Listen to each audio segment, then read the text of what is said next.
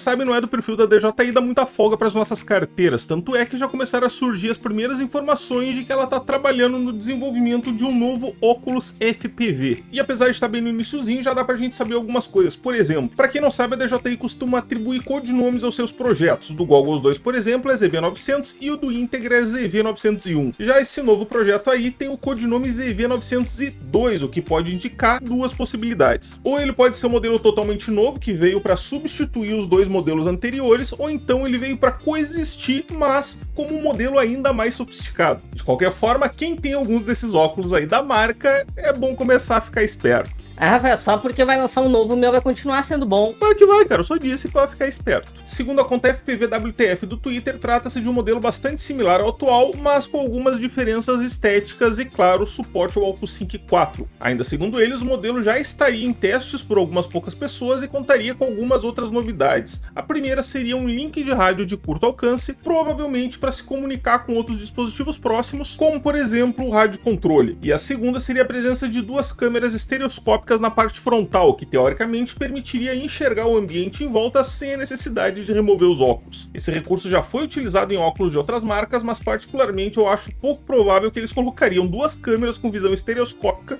só para fazer isso. Prefiro acreditar que eles estejam criando algum tipo de solução baseada em realidade aumentada ou alguma coisa do tipo, porque, cara, pagar duas câmeras só para não ter que tirar óculos da cara quando eu quiser ver a cara feia dos meus amigos já é um pouco demais.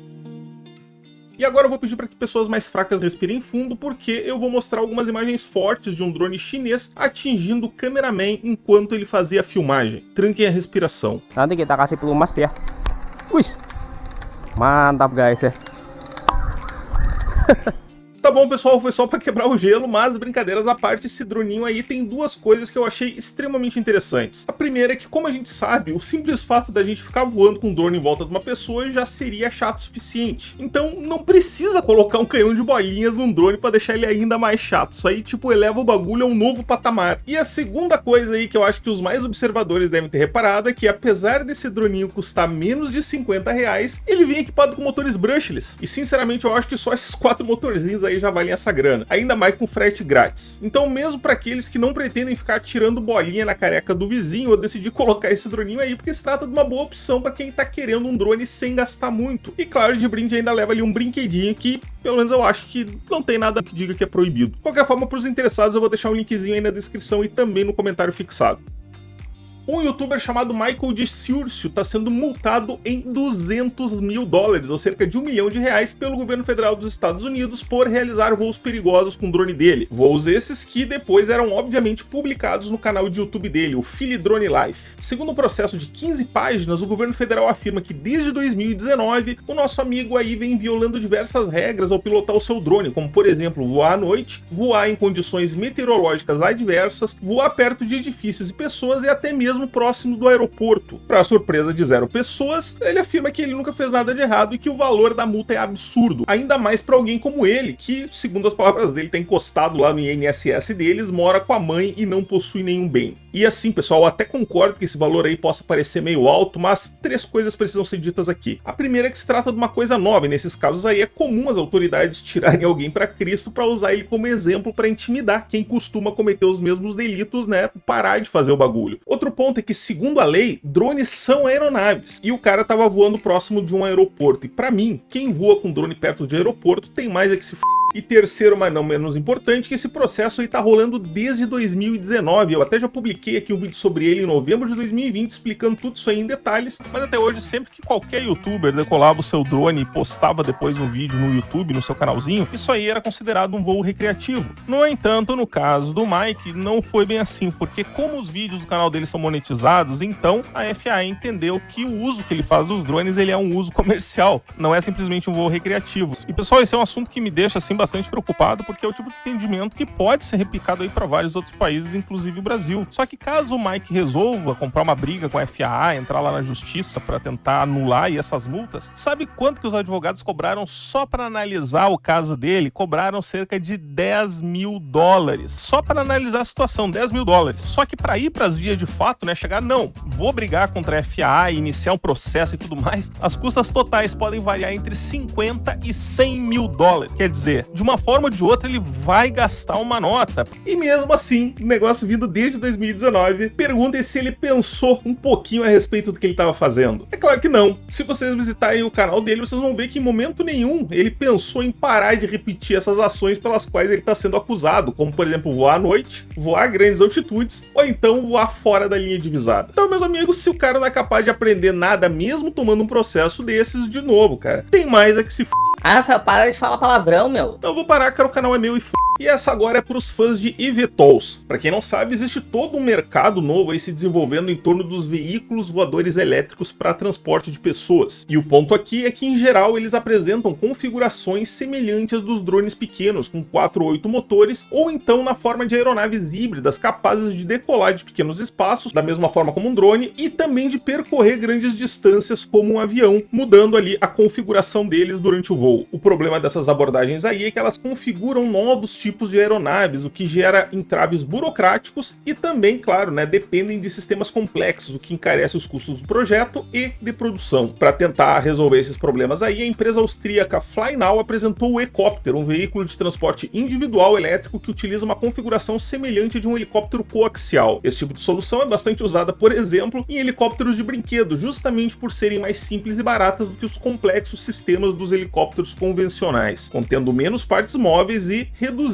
drasticamente os custos de produção. Olha que genial! E como bônus, como utiliza menos motores, isso acaba favorecendo também o consumo, aumentando assim a autonomia. E além da versão de transporte individual, a FlyNow também está trabalhando em uma outra versão para 2 pessoas e também em uma versão para transporte de cargas, todas baseadas no mesmo projeto, e segundo eles a expectativa, olha só, é que o custo de deslocamento para os passageiros, a famosa corrida, não seja maior do que é pago hoje para fazer o mesmo trajeto num táxi convencional. Essa aí eu quero ver. O único problema é que geralmente essas novidades voadoras sempre mencionam que a capacidade máxima de carga é de 100 kg ou alguma coisa do tipo, de modo que nós gordinhos acabamos sempre ficando de fora dessas inovações, mesmo sem bagagem. Quer dizer então que voltar para casa depois de um dia cansativo de trabalho com um fardinho de cerveja, nem pensar.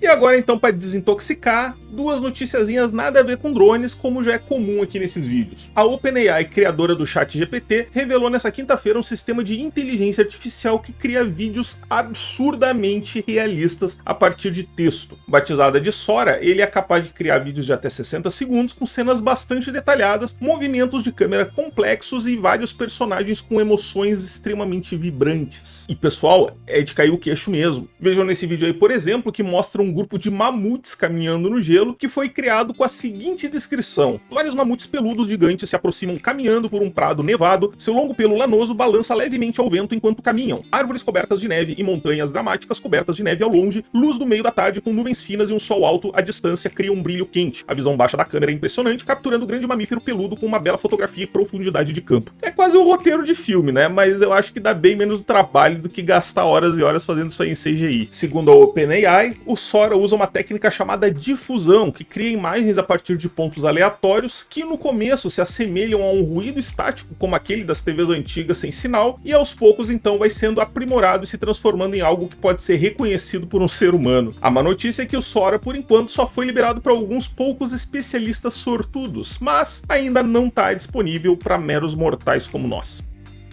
No vídeo passado eu falei sobre o Apple Vision Pro, o óculos de realidade aumentada da Apple, que, ao custo de meros $3.500, seria capaz de oferecer uma experiência muito próxima do Quest 3 da Meta, que custa quase 10 vezes menos. Pois bem, pessoal, passado algum tempo, a notícia agora é que depois dessa onda inicial de empolgação, uma nova onda surgiu, só que dessa vez a onda de devoluções em massa. Aparentemente, quando a gente compra um produto revolucionário de $400, que é mais ou menos ali o preço do MetaQuest 3, é aceitável, ou até esperado, que ele tem ali algumas falhas ou então pontos a melhorar, mas é óbvio que quem paga $3.500 não espera descobrir que o seu novo brinquedo causa problemas como dor de cabeça, náuseas, além de ser pesado, desconfortável e de possuir uma biblioteca bastante limitada de aplicativos que sequer conta com Netflix. Isso depois daquela campanha publicitária nada humilde da Apple. Mas no mundo é aquela coisa, sempre que alguém perde, alguém ganha. E nesse caso aí, bom pro Mark Zuckerberg, que já aproveitou para publicar um vídeo tentando convencer convencer as pessoas que o MetaQuest 3 não só é muito mais barato, como na verdade também é mais avançado que o Vision Pro. Eu vou deixar o vídeo aí para vocês assistam lá. Ele apresenta alguns argumentos lá, dizendo que, por exemplo, no caso do Vision Pro, tu só consegue utilizar captura de movimentos, enquanto que no Quest tu pode fazer isso, ou então usar os controles, enfim. E aí tem lá os argumentos dele. Vou deixar aqui embaixo, vocês assistam e depois comentem aqui embaixo qual é que é a opinião de vocês. Por hora, o que a gente pode esperar é que venham aí os próximos capítulos.